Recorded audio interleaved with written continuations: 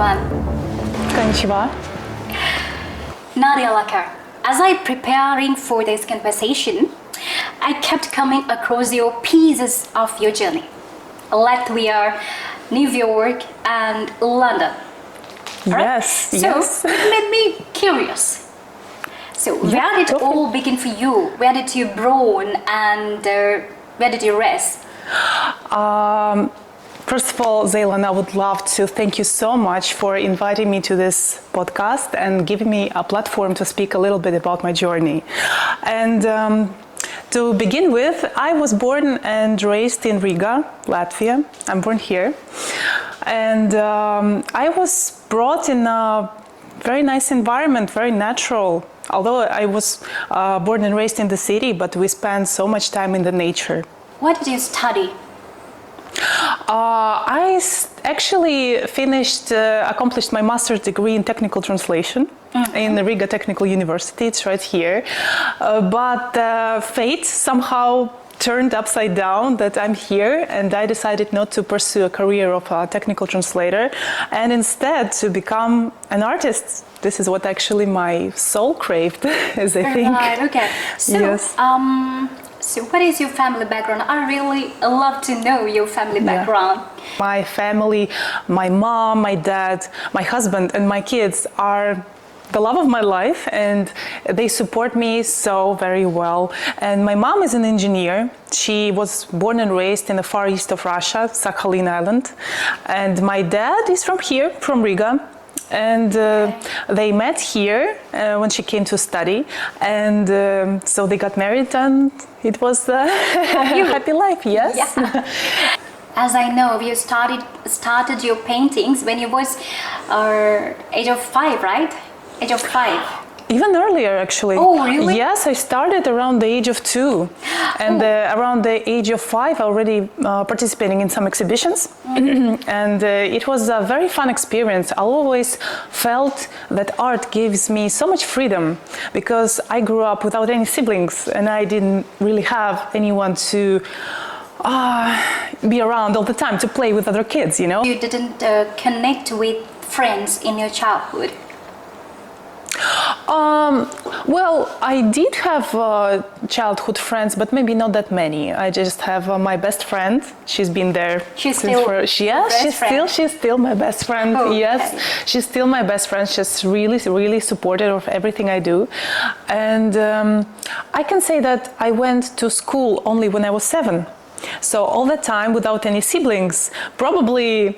My imagination went a little bit overboard, I can say. And painting really helped me to deal with loneliness, deal with maybe anxiety issues and stuff like that. So I would say that's a wonderful thing that a child could do, painting. Amazing. Thank you. Yeah. So at the age of 15, I think you got into modeling industry. Am I correct? Yes, that's true. Around 15. So can you explain about your journey in the modeling industry? Mm-hmm. I started quite young, and how did you get into modeling? The thing is that I went to the photo studio and had some professional photos done at the age of 15, and I sent them to a Maybelline contest to win a trip to Paris. And one Latvian modeling agency, they noticed those pictures and they called me up and they told, oh, please come visit us.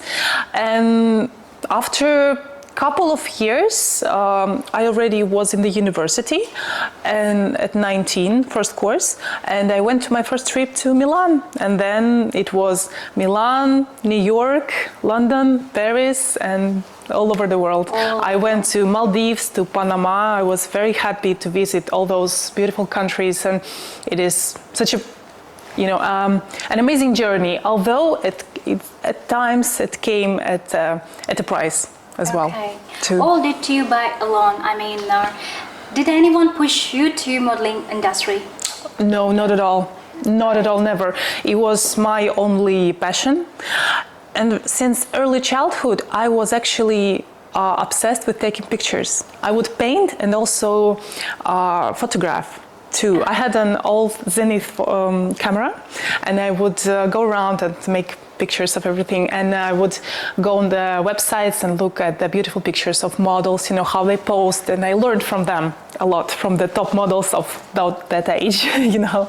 So that was my dream, probably, to travel and get to know the world, speak languages, and that was truly a passion. You work with most popular brand like L'Oreal and Ralph Lauren and much popular brands. So after 16, I know you 16 years experience in modeling industry, right? Almost, yes. Yeah, almost. So you decided to leave it all. So why? What happened? That is a quite interesting question to talk about. Since I was traveling so much, and a life of a regular model, photo model and a runway model is, you can say, basically in a suitcase. So you never have an actual home. You're always moving, you're always on a plane, and probably, after all, even achieving some sort of success in the modeling industry, I can say so, I felt in a way so lonely and disconnected from my family, because Latvia and New York, it has 8-hour difference in time, and I wasn't even able to call my mom. So basically became very sad, very tired, and I miss my husband tremendously. It was a hard time for us. And then I just decided to leave it all and move to Riga, to Latvia, to countryside, and let the nature heal me from the jungle of stone. You know what New York is, You really. back because of love. Yes, that's true. You left everything. Yes. What you love. Amazing. I left what I love, but I came to find so much more love inside and outside. I'm very happy about that choice. So after you come to Latvia, so what was your next step? I came to Latvia and I went to finish my master's studies. I went back to Riga Technical University and I studied for another 3 years to accomplish my master's degree in technical translation, and I was very happy to be offered to teach English, although it was 10 years ago, but it was so much fun because I was at the time 27 years old and I taught English to 20-year-old students, so the difference was actually not that big, and they were so much fun, especially the foreign students from Japan, from Korea, from Emirates, from Germany as well, many different countries, and they were so ongoing, and I appreciate so much people who travel and who accomplish their education abroad. I think this is an amazing opportunity, really. Yeah, I root for sometimes that. I also facing language barriers in here. But you're doing well. You're doing great. Yeah, I hope I am well. I try to.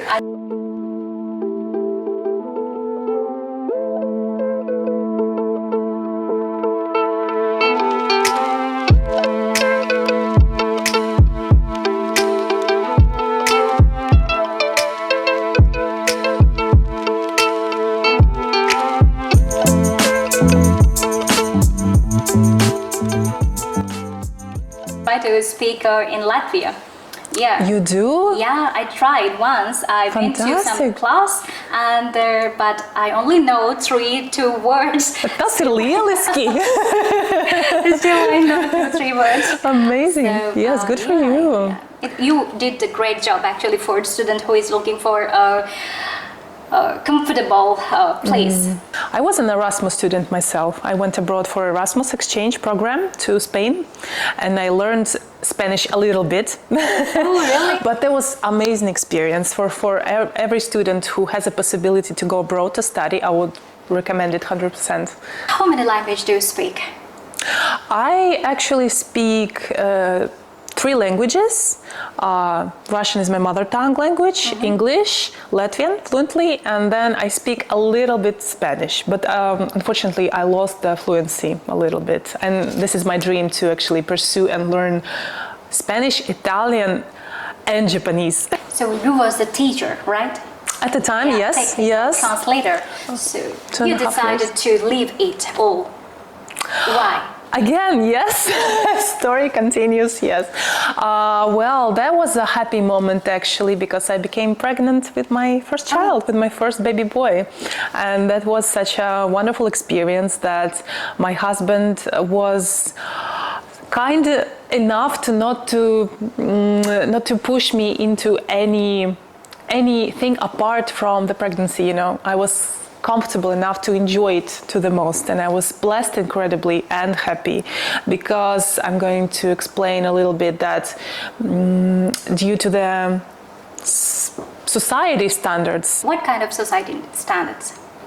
Well, you know, I can say as a model, I dealt with being measured and being told to stay slimmer than I am, you know, and being actually, on the contrary, being pregnant and being a loving wife by a loving husband, it totally changed my mindset completely. I became in harmony with my body. I became free with myself. I became free of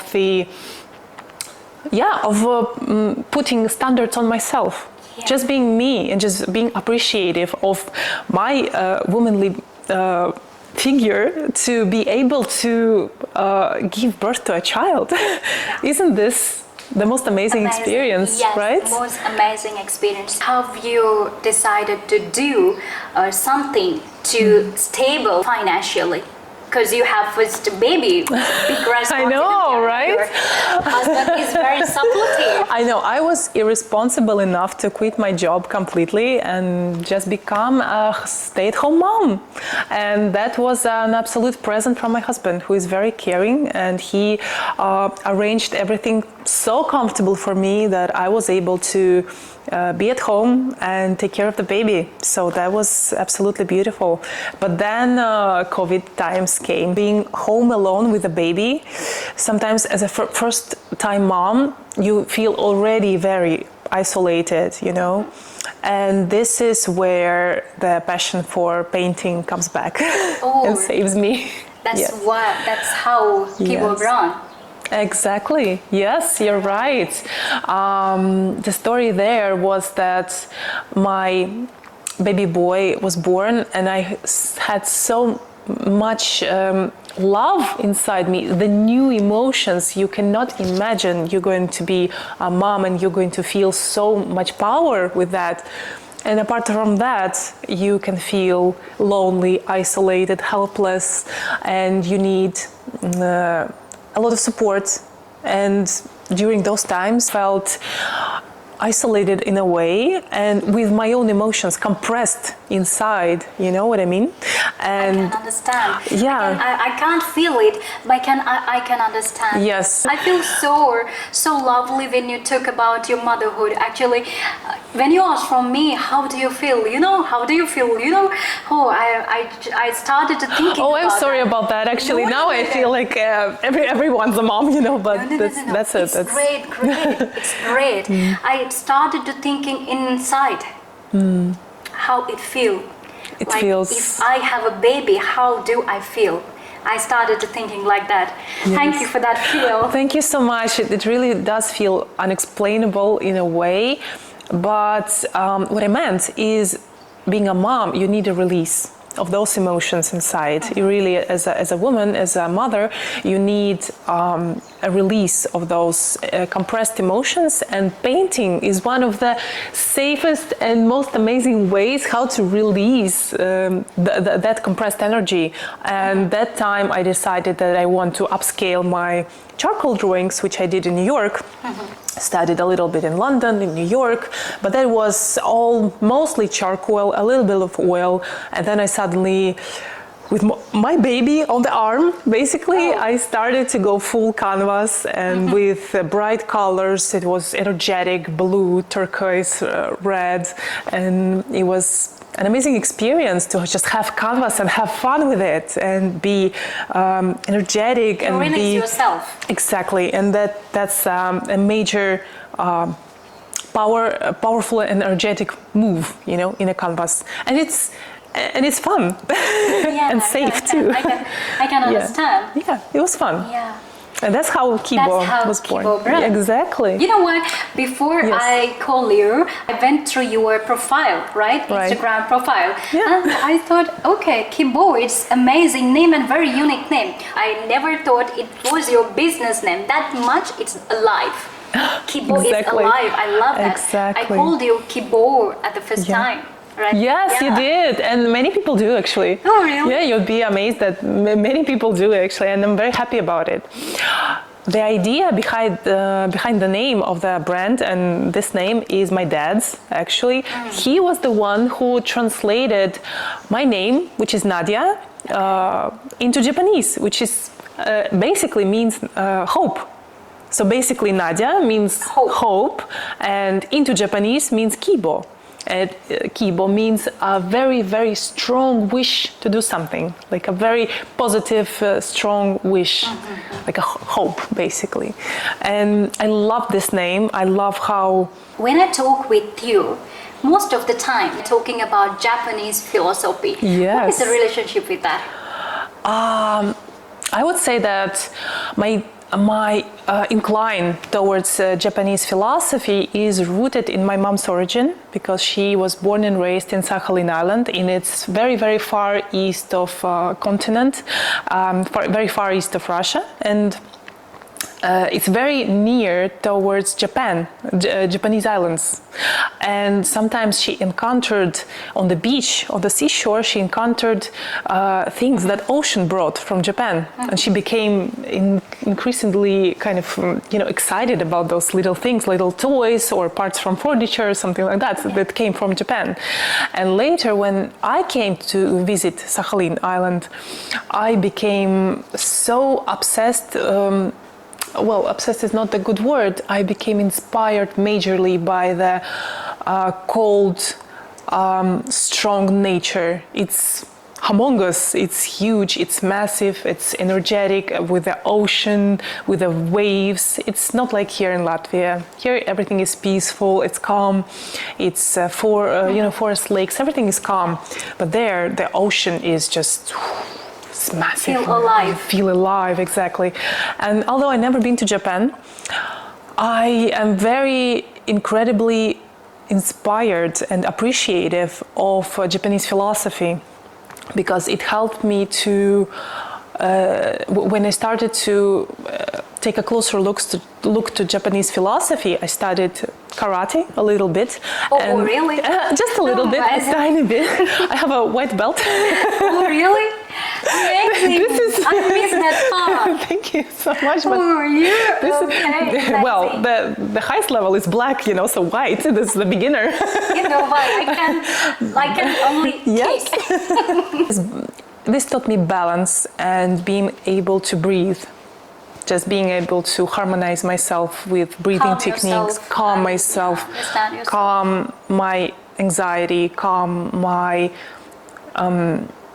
disbalance in a way. So this helps me really. And about the paintings also, that's interesting that I found a very unique blend, which is called Japandi style, which is a blend between Scandinavian minimalism and Japanese asceticism and minimalism. So they blend together and they create this unique Japandi style, which is kind of mixed with Japanese and Scandi style.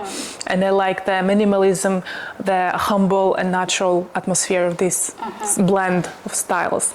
And also the root behind it is that it's blurred into harmonizing surroundings where perfect is actually imperfect, where you can find beauty in the imperfection and natural's harmony.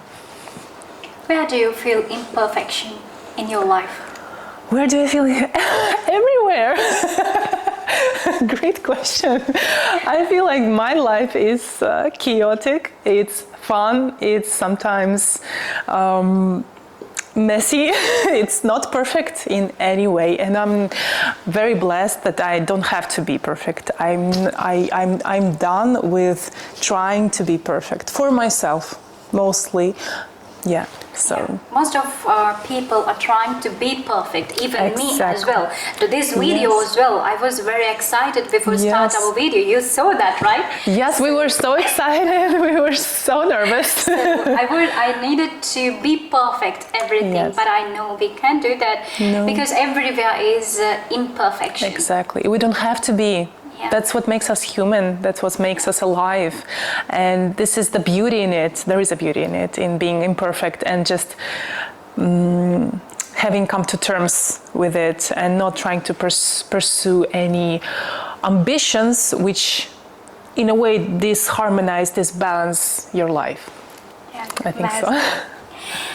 Also, you work with popular branding in here as well, galleries, international exhibitions, and you are doing a great job here. What is a beautiful memory do you have in your painting journey after you started Kibbo? Yes.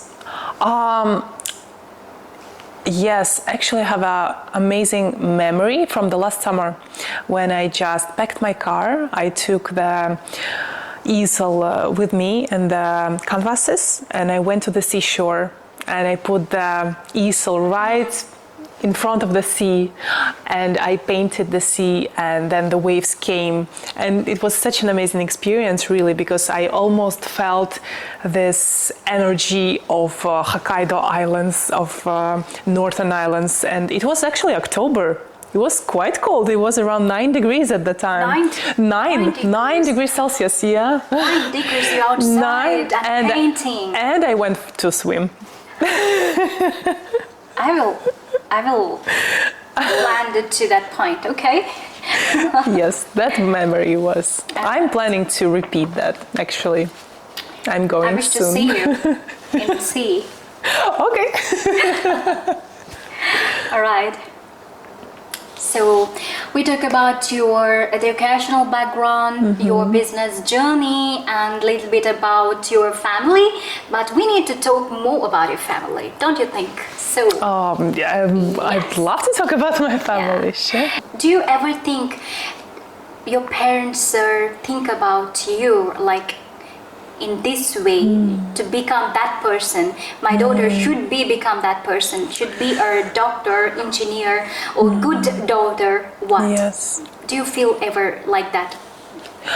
At times, I think that maybe in a way my parents would love some stability for me, a more stable job, something that can that you can do many years after years and be stable with it, comfortable with it.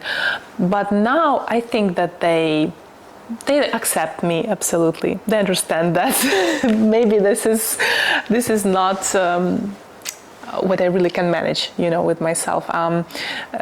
Because I have 2 boys, and they have become amazing grandpa and grandmama, and they love their grandchildren, and they help me so much. And I feel like they have let me go, Did they understand your emotions, your life, your dreams?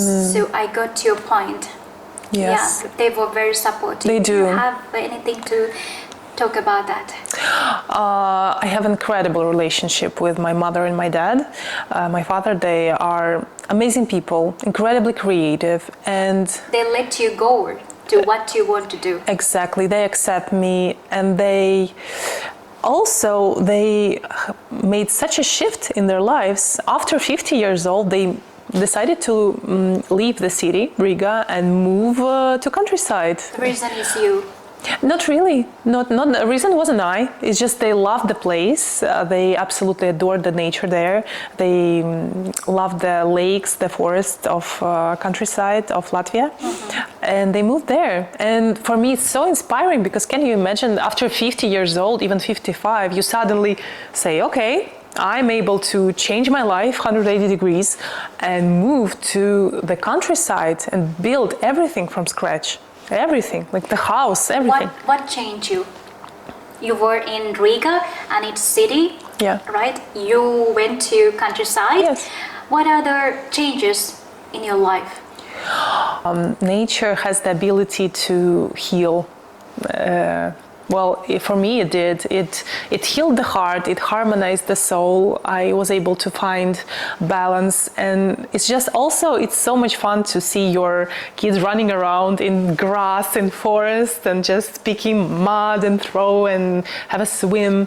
I'm just very lucky I'm able to enjoy nature and have also the comfort of the city. I love city as well. I love Riga, for instance. It's my favorite Riga, town. right? Yes, I'm still in Riga, yes. It's just we live in the part of the city which is close to the forest and the lakes. So, did you ever feel guilty for not meeting your parents' expectations? In a way, at one point, yes. I think the breaking point was when I left my modeling career, and basically I returned to Riga to almost nothing. Like, for instance, I accomplished my bachelor's degree. I had put everything I had into modeling career, and then suddenly I came back to Riga and I felt like I have no direction anymore. Like, what should I do?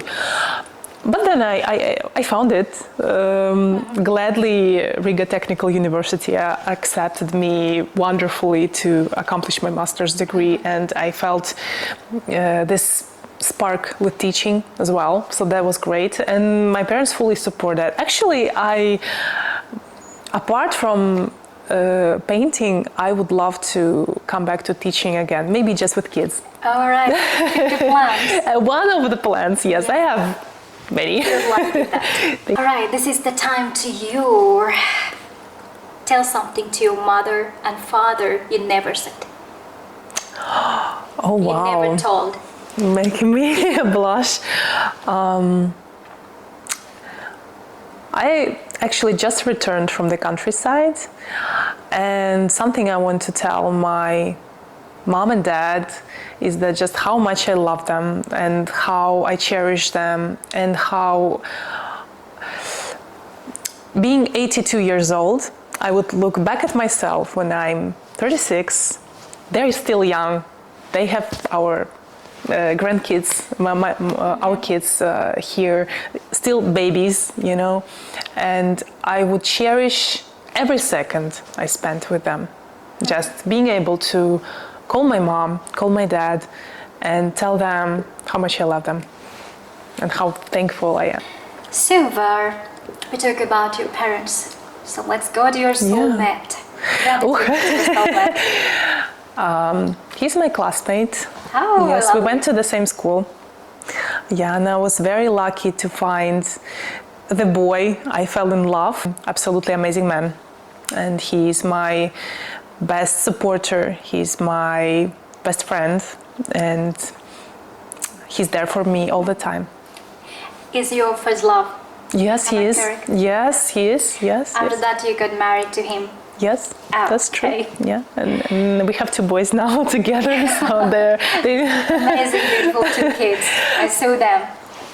I'm very glad. Thank you. The journey in love isn't always straight line. It isn't. Never.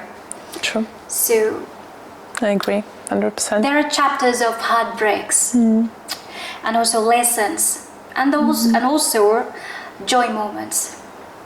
True. Tell me more about that. I think you absolutely described it so well, that it's not a straight line to happiness. I came to the idea that I feel best when I cherish the moment I'm in. When I'm with them, I'm with him, I'm with my kids, I'm with my husband, and I'm there 100%. And I cherish and I catch this moment, and I feel so happy with that. Because life is unpredictable, and sometimes it's moving so fast, it's evolving. Do you ever face the breakup? It's not that the breakup, it was emotional drifting apart in a way, when the major impact was distance, because I was in New York and he was working overseas as well, and it was very difficult to even be connected by phone somehow and to fly across the ocean to see each other, but we managed it, and I came back to Riga and he came back to Riga, and we're together. And without difficulties, it's not a fun journey, right? When you overcome those mountains, you feel great after. Yeah, I can understand. So trusting people, trusting our partners is the most important things, because I agree. Very important for long distance relationship, right? I agree. Trust is of a very high importance. Yes, and also I would add the feeling that it's going to work out. Like, we're going to be fine. We are going to pull through it. Yes, we're together, and feeling that maybe that person also feels, sad and maybe lonely, and I feel sad and lonely, and on that level we have to connect, not go apart. That would be. So when we feel like we are going to disconnect, drift apart, we should we should take a more step back and reconnect and start again. I absolutely agree. Yes, start again. Right, every relationship will get boring after a few years. It's because you know everything about the person and curiosity will left. Most of people think, oh my God, we don't have that spark anymore. Right? We don't feel the butterflies anymore. Yes. So, but most amazing thing is you both reconnect again and married to him. You have very beautiful, amazing 2 kids. So what Thank you. do you want to tell the world, mostly couples, who feel like breakups, who feel alone, and who is going to disconnect? Right. Do you have any thoughts to give them, reconnect again? Oh, you're putting pressure on me. You know what? I remember now the words of of amazing psychologist Jordan Peterson, whom I listen to. He has a great podcast as well about relationship, and he told one thing, that this first love that we get for 3 first years is just a little cover for everything. So if you you overcome it with years. Love goes deeper if you try to make it work. If you work on it, it will work out. As for myself, I would say we need to listen to the heart. And if the heart speaks to the person, if you feel that this is the right person, then stick to it. Yeah, and it all will figure out. Once we're together, once we're connected, we can overcome everything, all the difficulties, because the best thing we have around us is people. People are the most important. That's what I had ton of, and also you still have ton of responsibilities, as I already mentioned. So explain your experience in motherhood, in mentally and physically. What went you through? I went through different phases, and probably the first feeling would be unconditional love. A person has come to this world, and you love this person so much that you cannot describe it to anyone. You cannot explain it. You cannot explain it even to yourself. You just feel so much love. But at times, although there are thoughts, of being helpless and being scared of, just thinking, what can I do? How can I deal with all the emotions, with all the feelings? And I would say that young mom needs so much support, so much care. Yeah. We don't realize in our society how emotionally hard it is for women, because it takes toll in a way that we feel helpless, and we, as much as we can say that we can cope, we can do it, we're strong, we're powerful, we're moms, we can do it, but we need help. We need somebody to pet us, and we need to feel like little girls, like little babies as well sometimes. And it's wonderful when this help is around, in terms of close people, parents, friends, of course our partners, of course. And I'm blessed, and I feel so appreciative of the fact that I was surrounded, and I'm still surrounded by so much love. So most of mothers are facing anxiety. Have you ever faced? Oh, definitely. Yes, I've been dealing with anxiety almost all my life, I think. This is one of the reasons why I turned to painting as a first, dealing with anxiety. And I would say... How do you manage that? How did you manage that? Still you're managing? Yeah. Of course, I came to a realization that it's not some sort of a disease or something bad that has happened to you. It's a kind of a way that your psychological pattern works, that you're just, maybe you're a little bit more emotional, maybe I am, and we just need to learn how to deal with that, how to live with it. And here, Japanese breathing practices help a lot. And also, there is one wonderful book by Wim Hof, an Iceman, who has taught me to ice swim and being awakened by the ice cold water and breathing techniques. He has very strong breathing techniques, so I would recommend this book to anyone who is dealing with anxiety attacks. Thank you so much. It was a great news to the people who is suffering from anxiety and their mental. If you sit down with your partner, your soulmate, husband, what would you say that you have never told to him? You never told him. I have never told him.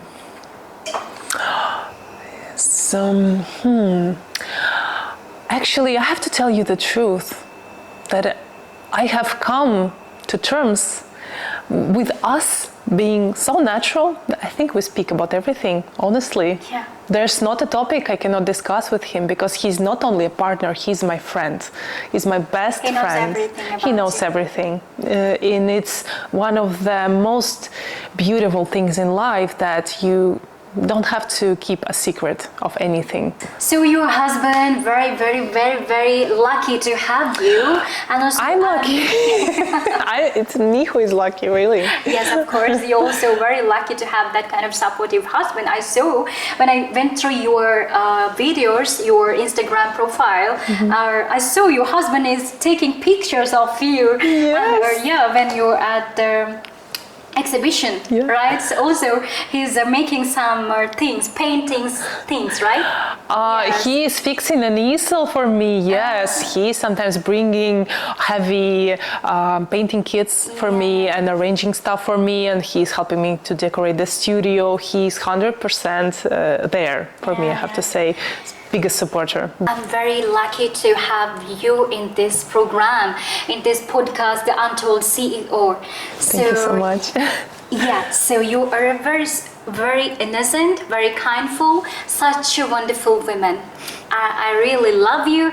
Thank you so much for connecting with me and to accept my invitation. Of course. So I would love to invite you when you back to your achievements, next milestone. I'd love to invite you, the Untold CEO, again. Oh wow! Thank you so much, Zaylon. Thank you. And I hope the setup also will upgrade, and me also will upgrade. Wonderful. No, you're doing absolutely fine, and thank you so much for having me here. I absolutely enjoyed talking to you, and thank you. Thank you, Dee. Thank you.